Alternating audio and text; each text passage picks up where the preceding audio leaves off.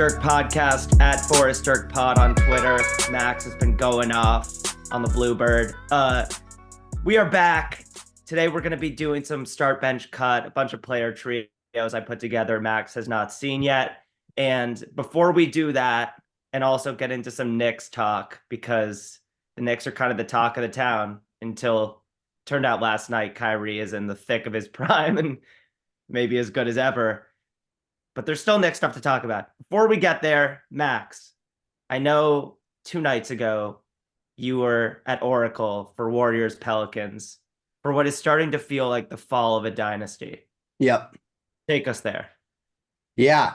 So the first indicator of the fall of the dynasty is the lower bowl tickets I got for Pelicans Warriors were $20 cheaper than the upper bowl tickets I'd gotten just a week earlier for Pistons Warriors. So I think the fan base is aware that the product is worsening and these prices are going down, which as a neutral basketball fan in San Francisco is wonderful. But yeah, Pelicans absolutely just beat the crap out of the Warriors the entire night. It was clear the Warriors were too small, not skilled enough, especially with Chris Paul out. Like, you know, their best, I don't even know who their third best player is with Chris Paul and Draymond Green out. Like, is it Pajemski? He didn't do very much that night. It definitely isn't Wiggins. It definitely isn't Looney anymore. Like is it Kuminga? The options really grow thin.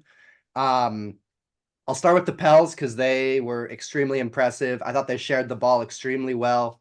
Zion wasn't super assertive, but I posted a little clip on our Twitter of how he did a great job of just making the easy, decisive pass. And I saw similar clips floating around for Trey Murphy. Like, that whole team is just really clicking, sharing the ball extremely well. I continue to think Trey Murphy is the best bench player in the league. And he had a great game when I went and saw him, just, you know, shooting, cutting, all that. And the Pelicans are the deepest team in the league. Like, Jose Alvarado didn't even really play, but still got huge contributions from Jordan Hawkins, Trey Murphy. When we did roll call, I forgot to mention Najee Marshall, who's really good for them. Jonas Valanciunas had like a 10-0 run by himself when the Warriors were maybe going to make it interesting, that kind of just put it away.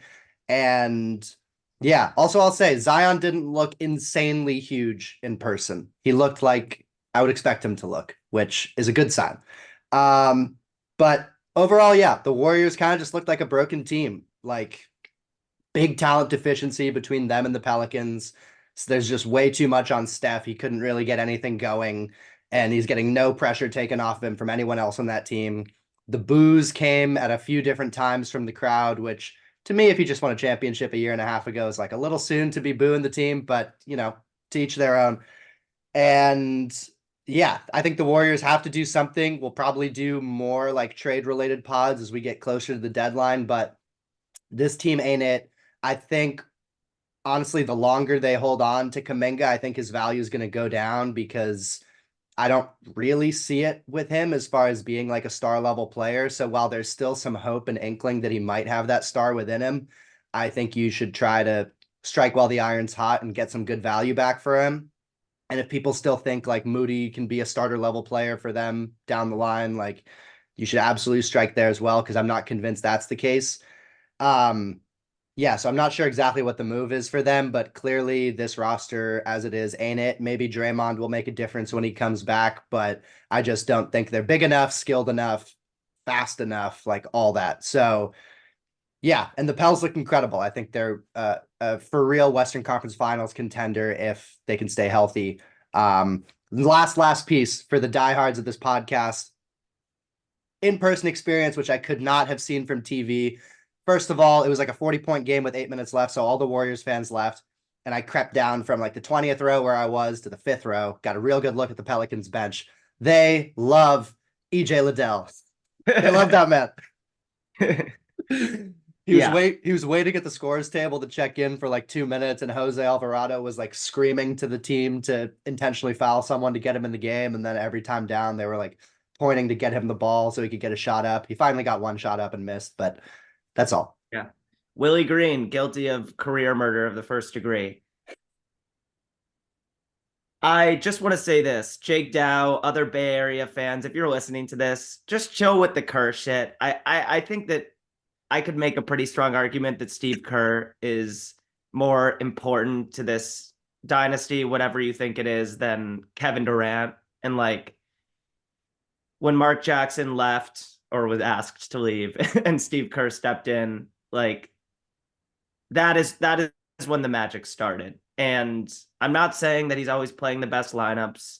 Uh, I think what's more ridiculous than, benching Moody or not playing Kuminga as much as the fans want him to is Kuminga in 2024 thinking that he has enough equity to go to Shams or whoever and say like he's frustrated and kind of ask out because Kuminga is just not that level of player. And I agree, strike while the iron's hot. I just don't think Kuminga has the feel uh, to lead me to believe that like he has a Kuminga or a Siakam type of ceiling, which is kind of his player archetype. Um, Yeah. but yeah, that's good news on Zion. This inflation is slowing down, it sounds like. Yeah, the yo-yo is descending. Yeah. Okay. So I'm and oh, the last thing I'll say too, Andy Bailey just has some of the best basketball tweets, period. He's been the king of the NBA Twitter game for a few years now, it feels like. And he pointed out just how ridiculous it is now in retrospect that the Warriors were able to steal that 2022 title. And I couldn't agree more. Like Yep. this roster hasn't changed a lot. Obviously, the Wiggins regression is a mystery.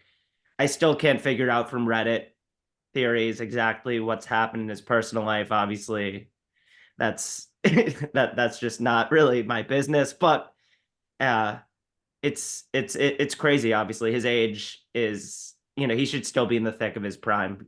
Maybe even building off of the confidence that he that you take from a run like he had in that playoffs. It just doesn't make much sense to me. He doesn't look out of shape. Like that was one of the things we were hearing is that like he showed up out of shape for this season and like needed to play his way into shape. But he doesn't have a body type where you can really tell. Yeah. He does look gassed sometimes, but yeah, it's great. This roster and Curry got his fourth ring. It just was in retrospect incredibly improbable and um maybe again a testament to what to Steve Kerr's to the competitive advantage you have with Steve Kerr at the helm. So I'll ride for Kerr till the end, especially because my team has Chauncey right now. All right, on to some start bench cuts. Why not? What are we like 30 something games in? Let's see where Max is at on some of these fun player trios. The first one, I made a fun little title for each one. The first one I have is tier 1B on ball studs. So not the absolute best of the best like the Lukas and the Jokic's, but three guys I'm interested in how you rank them. Tyrese Halliburton, Anthony Edwards, Devin Booker. All right. I think I have Ant at the bottom of that pile. So he's Okay. getting cut. Um, Tyrese versus Booker is a tough one. I think just because of proven playoff track record, I'm gonna go Booker 1, Tyrese 2, Ant 3. Also Booker has the edge as a defender over Tyrese, but I do think Tyrese as a sort of singular offensive force obviously does way more for you than almost anyone in the league. And Yeah. this may look foolish once the playoffs roll around, but I think just the proven playoff track record of Booker, where he's still able to score at the same efficiency or even more efficiently in the playoffs, though I don't love that it always comes down to whether he's making or missing his mid-range jumper. But yeah, and Ant, the reason I put him at the bottom is just the inconsistency with sort of the efficiency. As a defender, he's the strongest of the three, at least when he's totally locked in. As a playmaker, he's the worst of the three by a pretty significant margin.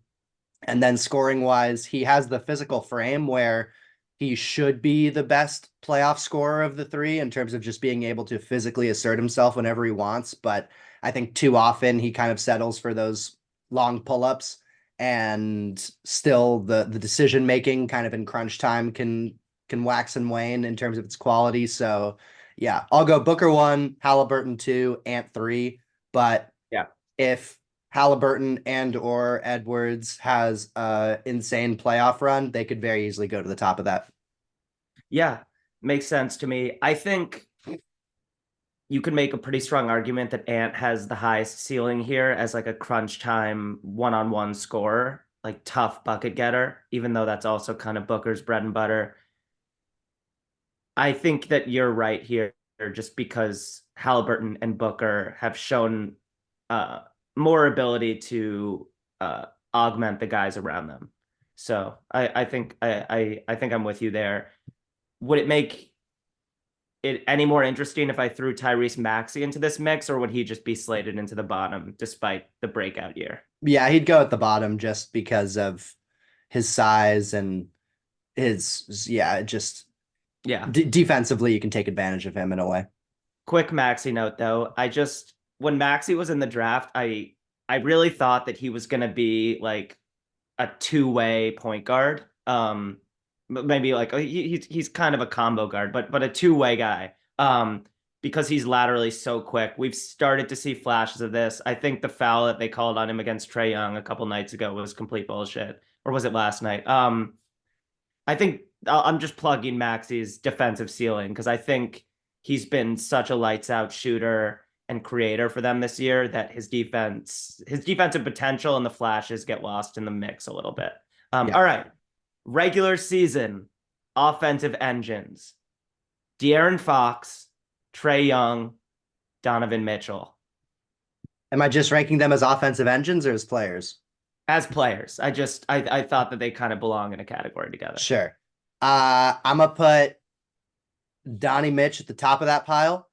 Okay. De'Aaron Fox has made a leap as a 3-point shooter this year, but I still think Mitchell's the best shooter of the bunch.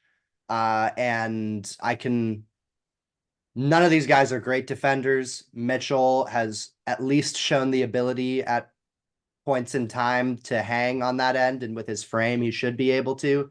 So I give him the edge there. He's obviously not the playmaker that either Fox or Trae is, but I'm gonna go Mitchell, Fox, Trae as my order.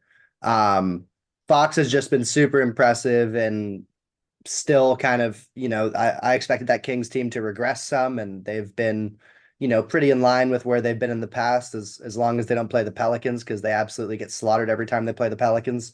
But yeah, Fox, I mean, he's averaging like 30 points a game. I think all three of them are averaging basically 30 points a game, which is crazy. But yeah, and Trae, it's his numbers are insane. Like every time you look, he's putting up some sort of historical 5-game stretch that we haven't seen in 30 years or whatever. But since like Oscar Robertson. But other than that one conference finals run, which happened under pretty unique circumstances and a pretty favorable path against a not very talented Knicks team and a imploding Sixers team, it's just not clear how successful you can be with Trae Young sort of on the court for you on both ends. And I think Atlanta has to go. Well, they have to figure out whether they can be successful with Trae. And I think to do that, they just have to surround him with a bunch of really strong 3-and-D players. So I'm hoping they trade DeJounte Murray for someone who fits a little bit better next to Trae as a defender. But yeah, just because of the way he can be taken advantage of defensively and the lack of winning that seems to accompany him for all of his career but 1 year, I'm going to go Mitchell 1, Fox 2, Trae 3. Yeah, Trae's putting together an interesting resume because like all he does is get his team to the playoffs and keep them relevant. And I texted you last night how ashamed I am for the years I wouldn't shut up about how the Blazers were stuck in no man's land. Like what I'd give to have a Trae Young no man's land team right now. Because I'm actually becoming convinced that the Blazers are worse than the Pistons. Fox and Mitchell, as you said, they have the physical tools to defend in a pinch. And it just feels much easier to build a functional defense around them. The Jazz did it for a while with Mitchell, even when his defense was not always there. The Kings have been an offensive team now for a few years, but like, yeah, Fox is quick and just way bigger than Trae Young. I just think the Trae Young evaluation, I never quite know what to think because it's widely agreed upon that he's one of the worst defenders in the league, if not the worst, like point of attack defender you'll find. Um, and yet, like he just drags that team to relevance year after year. And also for like 175 pounds soaking wet or whatever he is, plays a ton of games. Yeah. So, yeah, let's see.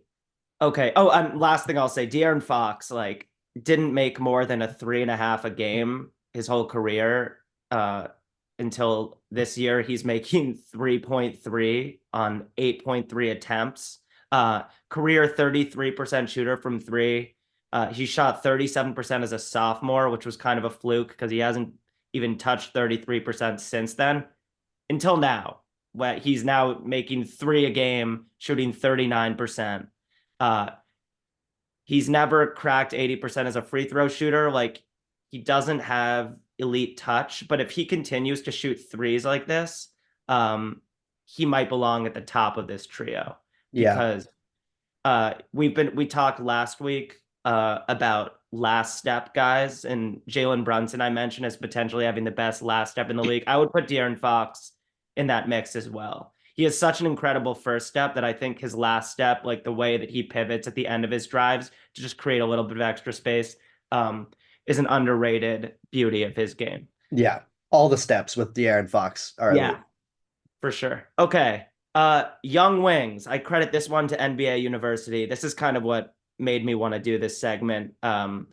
I removed they did this as a quartet. I removed Devin Vassell from the mix, but the Young Wings I present to you are Keegan Murray, Jalen Johnson, Jabari Smith Jr.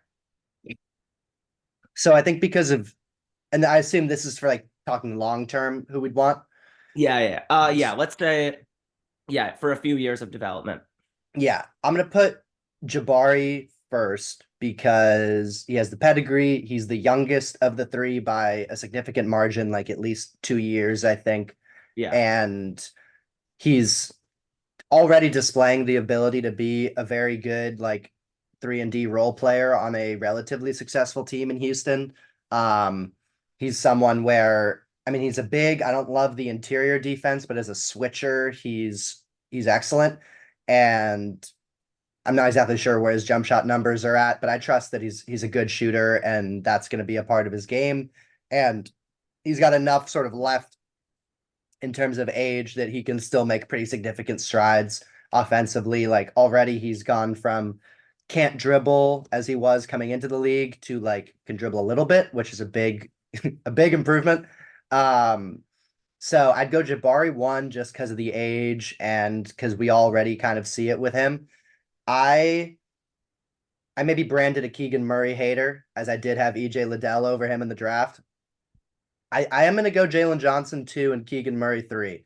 Jalen Johnson's having an incredible season. He's been honestly the Hawks' second best player at times this year.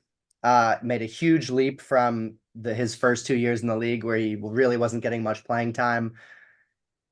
He's a great rebounder. Like just his last 5 games, he's had 16 rebounds, 11 rebounds, 8 rebounds, 7, 13, 15 the game before that. Like someone who's a wing, that's like a big component. I was just seeing on Twitter that his mid-range efficiency is really high this year, which that squares with what you see. He's not someone who shoots a lot of threes at a high volume or high percentage yet. The percentage is fine, but it's like he barely shoots them.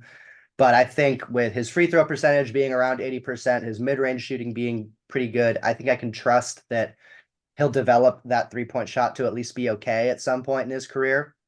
And I just love the feel with him. Like he's not a wing who's just averaging like, 1 assist a game. He's consistently getting 3, 4, 5, 6 assists in these games.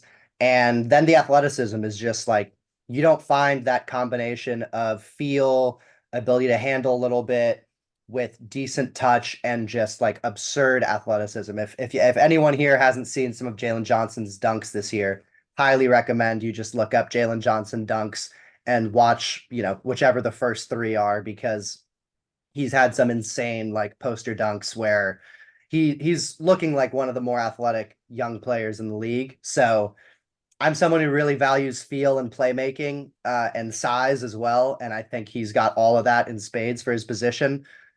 And then I'd put Keegan Murray 3. Keegan's probably the most sure thing of the three because it's already clear what he can be as kind of a three and a really good 3-point shooting, like power forward, with at least decent defense and being an intelligent player.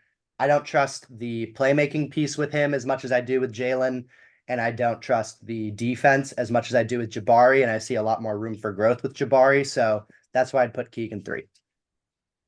Yeah, it's I think I'm with you. I just wonder because like teams haven't respected Jalen Johnson's shot. Like he has zero gravity in terms of floor spacing. Um, and I think in a way that's actually like helped him as a passer. Like the classic old like Rondo has a better view of the court because guys are sagging off him a little bit. Uh, Jalen Johnson is just like that's why you take like the high upside, like potentially lackadaisical, uber talented wing who has a weird college experience. Like this is Cam Reddish gone absolutely right. Different player type, but this is why like the Blazers go for Shaden Sharp and the Hawks pick Jalen Johnson in the top 20 despite like a bizarre season at Duke. Yeah, it's just like all world talent and it's panning out, which is cool to see. I just wonder, like the Hawks are the 11 seed. They've been sliding lately. If they're in the play-in and or they sneak into the playoffs, like what happens to Jalen Johnson on a team that really wants to play Clint Capella and Okongwu significant minutes? Like just what does that look like? Bogdanovich and Trae Young can't be your only sources of spacing. If they don't trade DeJounte, an inconsistent 3-point shooter, like just what does it look like? Because last year there were very, very few non-shooting, non-centers deep in the playoffs. I think in the conference finals, Aaron Gordon is the only one you could kind of argue, but even Aaron Gordon has become more and more competent as an open 3-point shooter. Mm-hmm. Obviously, Jimmy Butler like often just passes up wide open threes, but like he's on the ball, so it's different. And we know all the stuff Jimmy does. But I'm just starting to think about really significant role players like Jalen Johnson or Josh Hart on the Knicks. Like how much are these guys who are crucial to what their teams are doing in the regular season? How much are they going to have to how much will their teams adapt in the playoffs and will it affect their minutes? Do we live in a world anymore where you can be a non-shooting, non-superstar, non-center and maintain your efficiency production in the postseason? Just a thought. And that's why I might have Jalen third here, even if he might have the highest ceiling of this group. I think I'd go Jabari, Keegan, Jalen, just tyranny of the 3-point line. Fair. Okay. Potential trade chips for this year. We're going Siakam, Zach LaVine, DeJounte Murray. And since this is very specific to this season, like let's take contract into account. Into account. Yeah, let's do that. Okay. They make similar money. Yeah, I think Siakam's the clear number one. As a trade chip, he's a bit devalued because he can leave this summer. But if we're just talking this season, Siakam's clearly the best player of this bunch. He's the best defender. He can play make. He can score pretty well. His only weakness at this point is that his 3-point shot has kind of deserted him after being a decent 3-point shooter earlier in his career. But if you put him in an environment with space, I think he's a really high level, like second option and certainly an extremely overqualified third option. If I'm the Warriors, I'm definitely trying to get Siakam. But with that, so yeah, Siakam's number one, clearly. I think LaVine and DeJounte are interesting. They both have their kind of fit concerns for opposite reasons. LaVine, because he doesn't play a lick of defense, and DeJounte because he's not really respected as a shooter, though his numbers are decent. Um, so there it really comes down to team context more. I think I'd taking contract into account, I'd probably go DeJounte first and then Levine, just because Levine's contract gets pretty huge coming up here and goes Yeah. on for a while. But I mean, if you're a team that needs like the Lakers, for instance, I think would do well to get either of them. Uh, DeJounte would give them some playmaking that they're missing, and then also like help contribute to the defense. He's shown the ability to be a really high level defender in the past, maybe in a more like urgent environment, he'll sort of tap into that again. And then Levine is an elite shooter and is a very efficient scorer. And I think there's a lot of teams that could really use what he brings to the table. Like the Lakers could certainly use it. I think, you know, not taking contracts into account, Orlando could really use his skill set. There's several teams where he'd fit, but taking contracts in, I'd go Pascal first, and then a big gap, DeJounte and Levine. Yeah. So DeJounte, the defensive pedigree is intriguing. Like it's widely known that he's regressed a lot as a defender. It's just there are very few guys in the league that are burning the candle on both ends in that way, like especially guards. It just takes a lot out of you. And but DeJounte, 2018, second team all defense. Like we know he has that in his bag. He's just become more offensively focused, I guess, as a Hawks player. I'm not the biggest fan of DeJounte's offensive game for like I it makes me sad to say that because like I generally like guys that don't fit the like modern basketball mold. Like he has a really fun like floater runner game. Like he has a pretty good touch jumping off of 2 feet in the lane and like just getting his shot off over smaller guards. Um, a little bit of like SGA light at times with him. But I think DeJounte, I watch the Hawks and feel like DeJounte is a bit of an empty calories guy sometimes. And also like a stubborn shooter. Like he's one of those guys that puts his head down on drive sometimes and just decides that no matter what rim protector is waiting for him at the rim, he's gonna get his shot off. Like he's gonna put the ball on the rim, even if there's like a wide open Bogdanovich on the wing or DeAndre Hunter, whoever it may be. I've been a little bit unimpressed with his offense for how good the stats look, and he's making threes at a pretty good clip for his career, but I think in the playoffs, like he just won't be, if they're playoffs, he won't be totally respected as a shooter.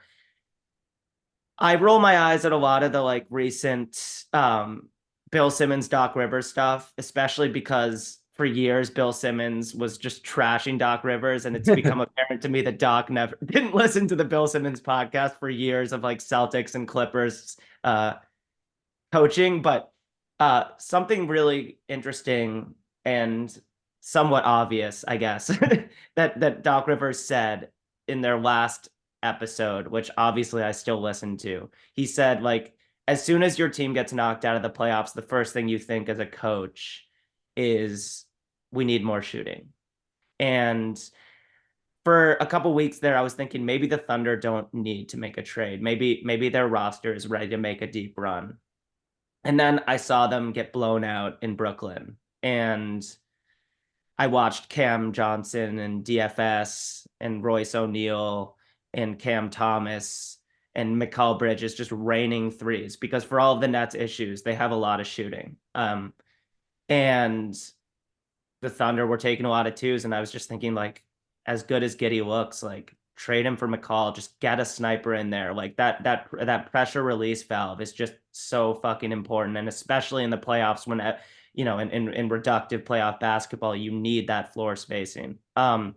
So that's all to say. I would put Zach LaVine above DeJounte, just because I think when in doubt, like just choose an elite skill that you think will translate to the playoffs. And for all of Zach LaVine's flaws, I think that he's going to make threes in any setting. And I'm not sure what skill at this point I can bank on DeJounte bringing to my playoff team.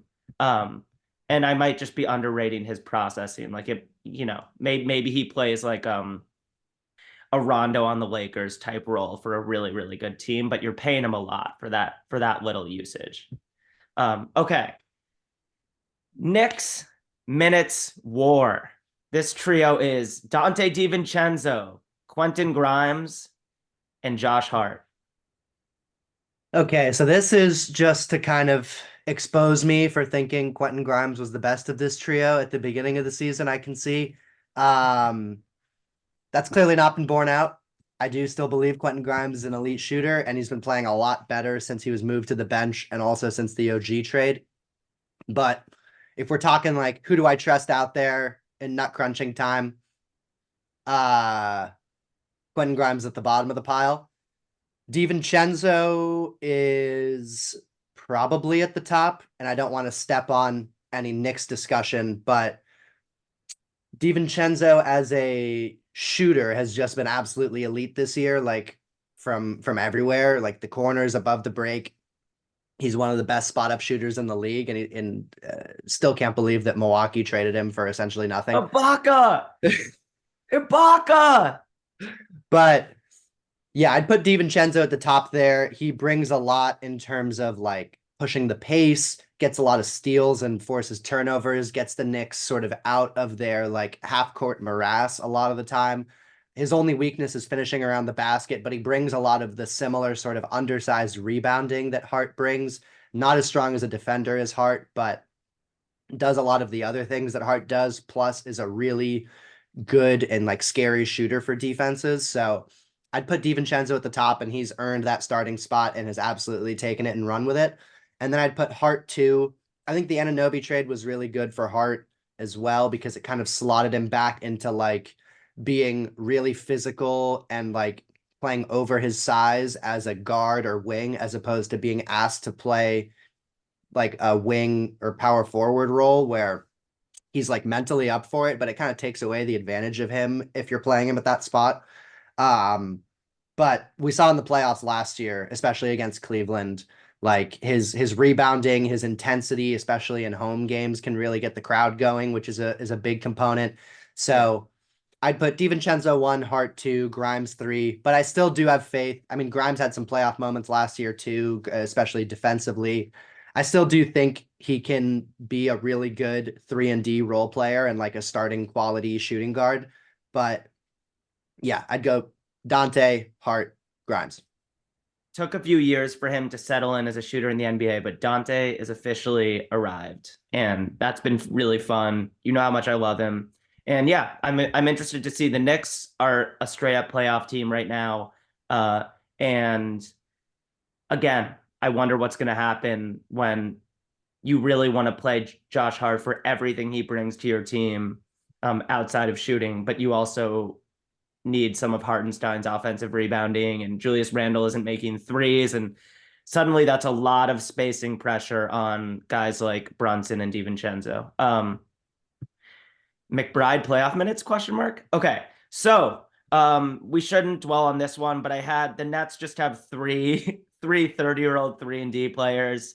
Royce O'Neal, Spencer Dinwiddie, and Dorian Finney-Smith. I'm just gonna leave it at that. We don't need to get into it. I just want to say, like, I was a Dinwiddie hater until he gave some really, really interesting stuff to that Mavs conference finals run. And I think in the right role, Dinwiddie can still be like D'Lo, but like with some defense when you need it. So just a thought. OKC's 2-3-4. Are you just like okay, Chat, J-Dub, and Josh Giddey? Is this easy for you? Yeah. Did I give you the order? That's the order. Chet and J-Dub are extremely close, and then there's a Yeah. big gap to Josh Giddey. J-Dub has just been incredible over the last couple weeks. The passing is really starting to flash. He's putting up double-digit assist games. There's cut-ups going around Twitter of him throwing lobs to Chet and their chemistry really developing. But yeah, bigger Manu is absolutely living up to that pre-draft comparison I gave him, and it's a joy to see. And then Chet is just like one of the most polished young bigs we've seen in a long time on both ends. Super efficient from all levels on offense and already looking like a defensive anchor. So it speaks to how good he's looked that I would already put him above J-Dub, but that's the order. Yep. Just flagging that Giddey was 26% from three as a rookie, 32.5 as a sophomore, and now 37% in year three, taking three a game. Not a huge sample, but he's gotten really hot recently. He's cracked 80% from the free throw line. And we know all the magical passing stuff you get with Giddey and the way that he just without hesitation keeps that machine churning.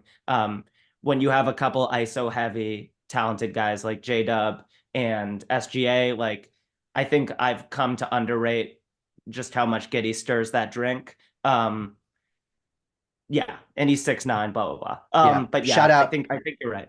Shout out Chip England, who the Thunder hired away from the Yeah. Spurs as a shooting coach. He's putting in work. Yeah, and I just wonder like how long Giddey needs to take more and stay at around 37% for that to actually impact the shape of the court. But it's a positive sign. He's been really hot lately. Okay. My last one before we talk some Knicks, some closing Knicks stuff. Late prime Hall of Famers, Kawhi, Steph, KD. And this is for the playoffs this year. Assuming health or Assuming max health. So I'm getting this guy for 4 playoff series. The playoffs start tonight, and all three are on teams that made it. Kawhi is number 1. Woo! Kawhi is number 1. He has been incredible this year. Like his efficiency, I think over his last, I don't know. I think over his last like 20 games or something, he's averaging like 60, 50, 90 shooting splits or something like that. He's just been insanely efficient. He's looking like peak Kawhi, at least on offense. Defensively, he can reach a level that neither Steph nor KD can reach. KD can get closer, but KD doesn't have the physicality component that Kawhi has in terms of being able to bully people, get to his spots, get to the basket. And Steph, for as great as he is, smaller guys, if they don't have enough help around him, can be taken out of the game at times just by sending multiple bodies at them, putting length on them. They have a harder time overcoming that as opposed to Kawhi, who can really overcome any type of defense that's thrown at him. So if we're guaranteeing health, Kawhi is number 1. I'd put Steph number 2 and KD number 3. Steph, his numbers have been down over the last couple months. He's got an insane offensive burden on him, and the lack of creation on the team is frankly stunning outside of him. So I still think if you put him on in a successful environment with like a little more support, you'd still see the all-time great offensive engine that he is. So I'd put him second, and KD I'd put third. Definitely some concerns the last few years of like, is KD more of a regular season player than a postseason player at this point in his career? His postseason game comes down to how efficient is he with his pull-up jumper.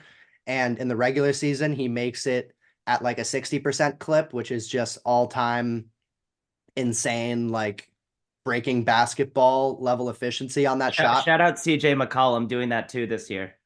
And in the playoffs, it just doesn't hold up to that level for whatever reason. If it's like the increased physicality that's kind of throwing off his rhythm, or just seeing better defenses, or whatever it may be. But we've seen it a couple years in a row now against Boston. In that series, they got swept, where KD was just really bothered by the Celtics' length and physicality. Yeah.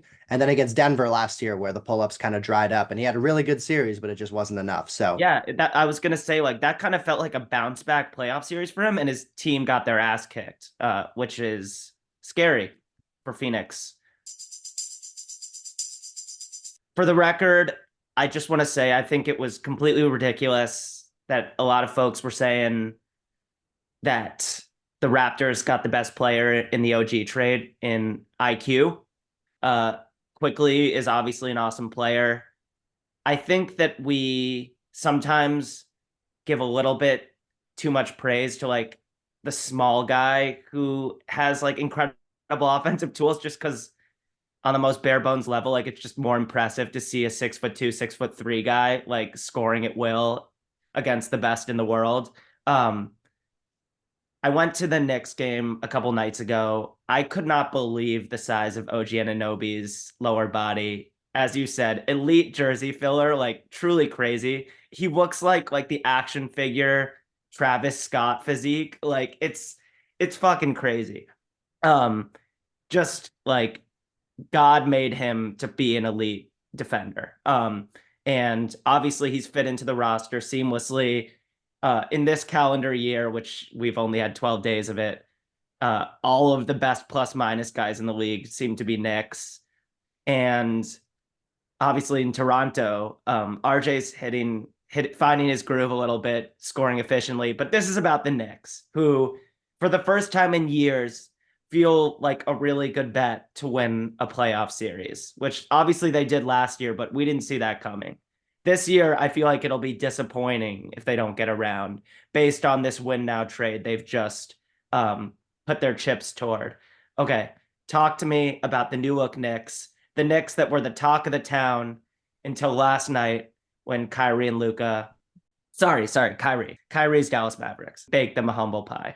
Yes, I would have been much more exuberant today if they were 6-0 since the OG trade, but they're just 5-1. But I'm still going to be pretty exuberant because usually I tend to approach the Knicks with like a pretty, I think, rational, perhaps even like underestimating lens compared to some Knicks fans.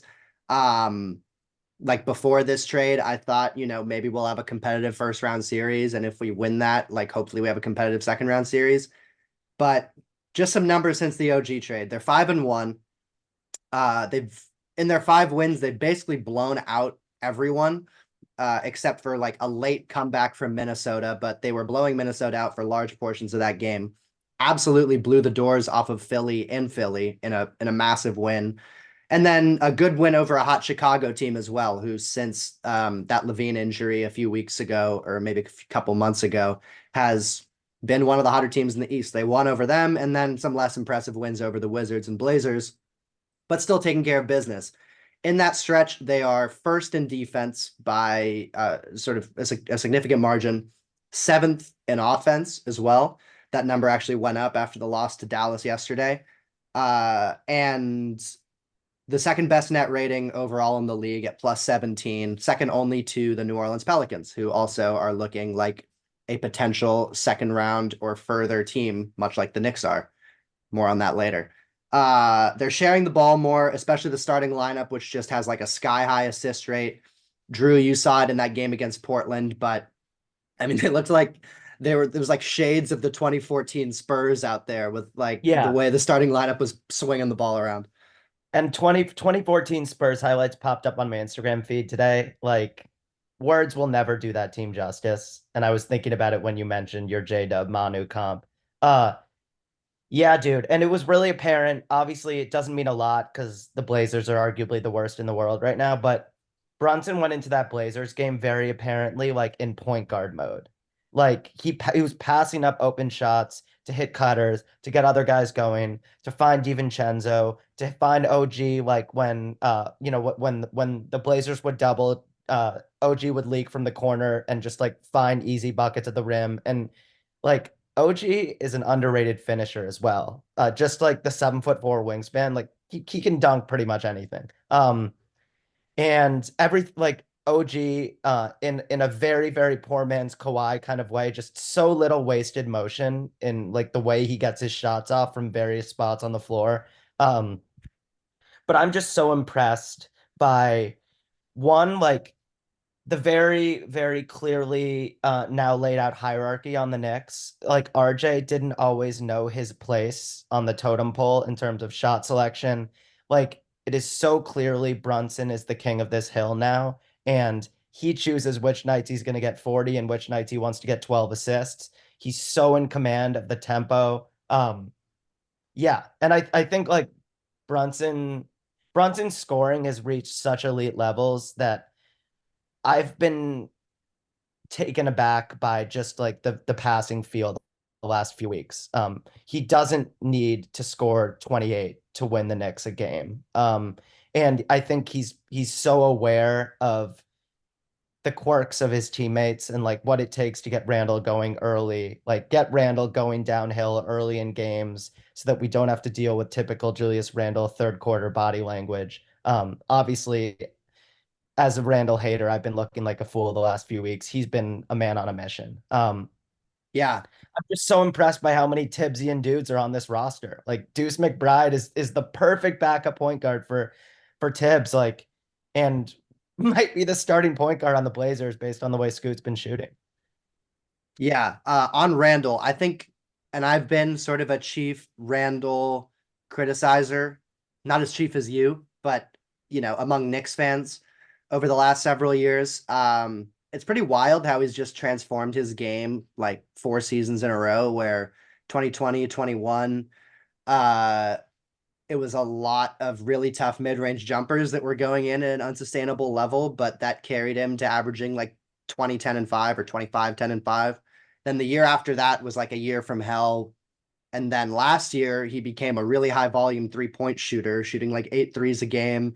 Once again, carried him to an all NBA appearance at about 20, 10, and 5, but in a totally different way. And then this year, he's leaning all the way in the opposite direction towards bullying around the basket, where he's shooting like a Knicks career high in shots at the rim, efficiency at the rim, getting to the free throw line. He's way cut down on the mid-range jumpers, which I think was a very unsustainable source of offense for him. He's cut down on the threes, and it's just bully ball, bully ball, bully ball, which he's leaning into like his inner Zion, his inner Giannis. Not that he's nearly the level of like, unstoppable force that those two guys are, but he is 6'9", 250. Like he's a really strong dude that a lot of NBA players can't stay in front of or like, contain from bullying them. And I do think this source of offense from him is a lot more sustainable going into the playoffs. So hopefully I don't get duped once again into like thinking he's going to be a good playoff player and then it absolutely falls off a cliff once again. I definitely have my guard up for that. But of all the Randall like prototypes going into the playoffs over the last 4 seasons, this one definitely seems the most sustainable. And then I also think getting OG just slots everyone in the pecking order is clarified on offense, but also on defense, where like before you were tasking like RJ with guarding the best perimeter player, or sometimes Josh Hart. And Josh Hart is like a very good defender, but he's not the level of defender OG is. And if you throw OG at the first wing guy and then Josh Hart guards the second wing guy, that's a much more clarified pecking order. And then Josh Hart, a lot of his value comes from like really bullying guys his size. So when he's playing like the 2 or the 3, he can really beat up on those players and play bigger than he is. But earlier in the season, they were kind of tasking him to play bigger than he was and go against bigger guys at playing the 4 or the 3.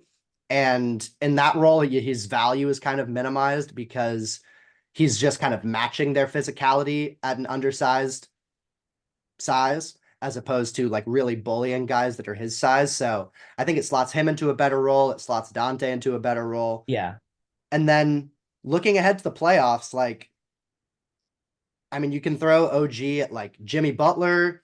You can throw him at Tatum, Paolo, even Giannis a little bit in the playoffs. Toronto's always been one of the better teams at defending Giannis in the past. Unclear if that's OG or Marc Gasol, Serge Ibaka, but yeah, and then Philly doesn't have as clear of a matchup, but I don't think they deserve any benefit of the doubt in the postseason. I would not be scared to see them in a series. So I'm getting some dangerous thoughts about the Knicks getting to the Eastern Conference Finals. I think they need to avoid Miami. Miami's really scary. I do think they can give Boston a run. I wouldn't expect them to beat Boston, but I think like being able to throw OG at Tatum, Hartenstein has been a really good option for them at the big position. They're supposed to get Mitchell Robinson back at some point during the regular season, which is just going to like, It's regular season now? yes, they're going to get him back at some point during the regular season, probably late. And he's probably going to come off the Wow. bench because Hartenstein's been so Yeah. good, but he was really good for them early in the year. And yeah, I think this team is really well positioned this year to make the second round and possibly the third round, depending on how the matchups break. And they're a superstar acquisition away from being a title contender. And I have some ideas on who that ideal superstar might be given the framework of the team, but how do you think they project in the playoffs? Like, do you think conference finals is a possibility? I think that they could be the Heat from last year. Like, I don't think they're making the finals, but they could play that role in this year's show. Brunson is that good. Like, he could be their Jimmy. I think I kind of botched my quickly bit. Like what I also wanted to say there is that I think like quickly just has become a little bit overrated because of the on-off numbers. He spent so much time dominating second units over the course of his early career here. Um, and in general with the Knicks, and I just feel like there's so much less ego in the offense.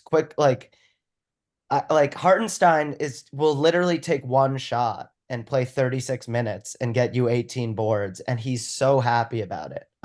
Which is partly probably credit to Mitch because he's been watching Mitch play the most selfless, like perfect center basketball for a long time now.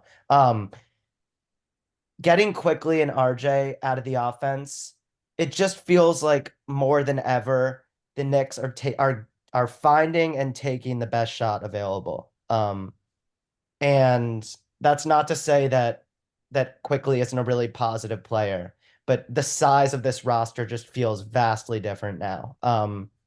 And that's what you need when your best player is a 6'1", 6'2" subpar point of attack defender.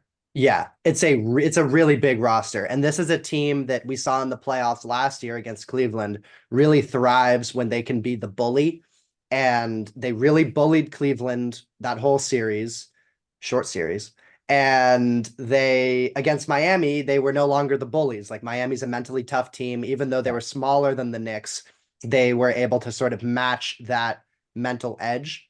That's why I think Miami's a bad matchup. And though OG helps in the Milwaukee matchup, I think Milwaukee's a bad matchup as well for the Knicks.